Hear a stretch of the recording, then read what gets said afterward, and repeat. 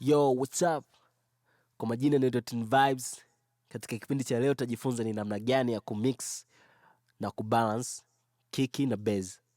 Na najua ushajiuliza maswali mengi na namna gani muziki wako utaweza kusound na kusikika vizuri katika device yoyote ya muziki. Maana katika ufanyaji wangu wa muziki nakumbuka kuna kipindi umepiga beat maybe unaenda kusikiza kwenye subwoofer, unaweza kusikiza sehemu yote, unashaka kwenye simu na sound vizuri, lakini kwenye subwoofer au kwenye muziki mkubwa unakuta havitranslate vizuri. Unajiuliza shida ni nini? Nikafanya utafiti wangu mwenyewe, nikagundua kwamba kiki na bass ni vitu muhimu sana, inabidi viwe vina sound vizuri kwenye muziki. Hapa leo nakuletea njia 3 ambazo unaweza ukazifuata na ukaweza kufanya muziki wako ukawa hauna matatizo mengi kama zamani maybe au kama project iliyopita. Hivyo. Cha kwanza zingatia, yani kitu gani kwenye low frequency, na maanisha kiki na bass, kitu gani kiutawale muziki. Tukiplay hizi drums zangu hapa pamoja na bass sound hivi. Na kwa sikio langu mimi nilivyokuwa na fanya hii beat, nikaona kwamba kiki ndio inabidi itawale muziki katika low frequency. Ina maana bass iwe chini, kiki iwe juu. Then ukishajua kitu kama hicho, nadhani step ya inayofuata ambayo step namba 2, naona watu wengi hatuifanyi, na nadhani ina mchango mzuri sana kwenye mixing. Kutune nini hizi percussions zako ziende katika key ya muziki, nayo inasaidia sana kukuepushia mambo ya kufanya equalizing, sijui frequency ku crash. Maana unaona kuna sound fulani haiko sawa. Na tukiangalia kwa mfano kwenye hii beat nimepiga ufunguo gani? Ufunguo A minor. Na kwenye ufunguo kuna yani vya kuzingatia kwenye kutune percussions zako, kicks, sijui nini. Zingatia hii inayofungua chord. Nini inayofungua key ya muziki mzima, mzunguko. Nakuja hii hapa nimekuta A minor. Na maana kwenye A minor tuna A, tuna C, tuna E. Na maana hapa ukija kwenye kutune, tuangalie mfano. Kiki yetu default ilikuwa kwenye key gani? Tuangalie. Una right click kwenye sampler, editing audio editor au control plus E inafunguka Edison. Unakuja kwenye kudetect hapa, then unakuja detect pitch region. Utagundua kwamba kiki yako haiko kwenye key ya muziki. Na hiyo ni shida. Haipendezi, yani muziki wako unakuwa umewekwa ni haujapangilika, yani unafahamu. Ni kama vile unaenda kwenye chumba unakuta mara manguo si yameweka wapi, itakuwa hamna muonekano mzuri wa chumba chako. Kwa hiyo zingatia kila kitu katika muziki wako uko katika key, na zingatia sikio ni muhimu sana. Kwa hiyo ipo kwenye B, tuna assign hapa kwenye B. Kwenye B. Tukiplay before ilikuwa hivi. Kiki hapa. After tumekitunika hivi. Tunakuja kiki ya pili. Nadhani nafanya hivi after skiza kwa pamoja tuone kuna kitu tumekiachieve au ni aje. Japokuwa naomba ujifunze, kuna kitu utajifunza. Nipe muda wako hivyo. Nakuja kiki ya pili, nimepiga kiki 2. Nao hapa nimeangalia katika key zake ambayo ipo mwanzoni kabisa huko. Ni A sharp.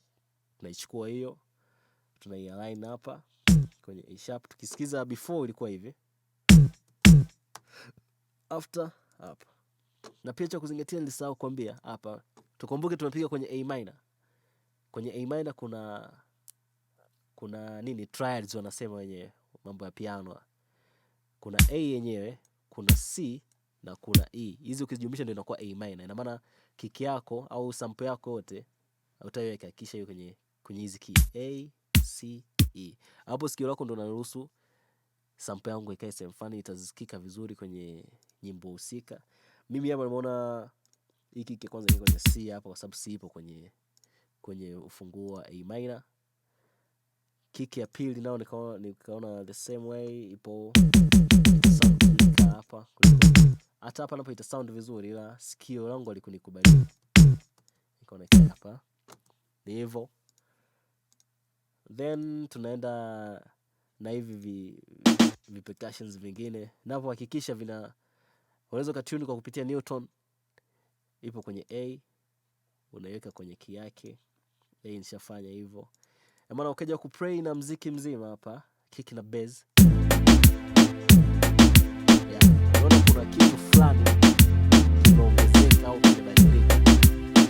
Na hizi ni steps za kuzifuata na ni muhimu zaidi.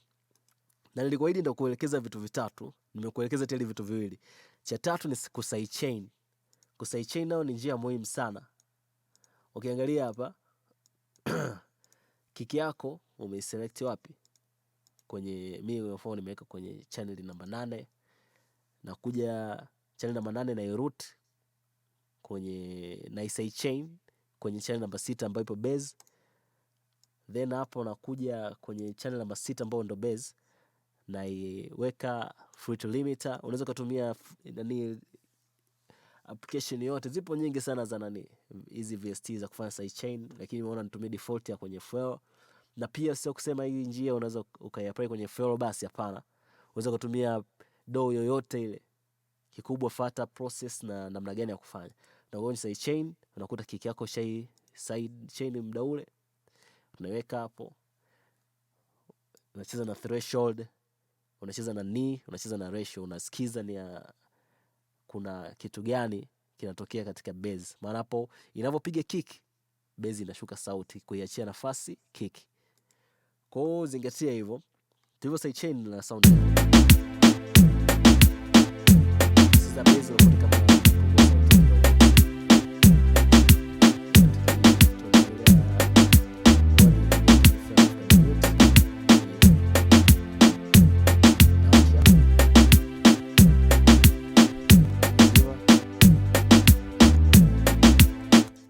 kwa ni vitu fulani vichache sana vya kuvizingatia. Kama una njia nyingine unaweza ukaniachia na mimi nijifunze kwenye comment hapo, au kuna kitu nataka nikuelekeze katika next tutorial, unaweza kaja kwenye comment hapo jinsi gani naweza nikakusaidia au ukaweza kunisaidia maoni nini ushauri. Kwa leo tunajifunza hivyo, na unaweza ukanifuata katika mitandao yangu ya kijamii, TikTok, Instagram, Facebook, Twitter, kote natumia Tinnvibez, TINNVIBEZ, unabananisha. Usisahau kushare, kusubscribe. Mwambie mwenzako na kuna darasa huru ambao unaweza kujifunza na ukaelewa kwa lugha ya Kiswahili. You're welcome.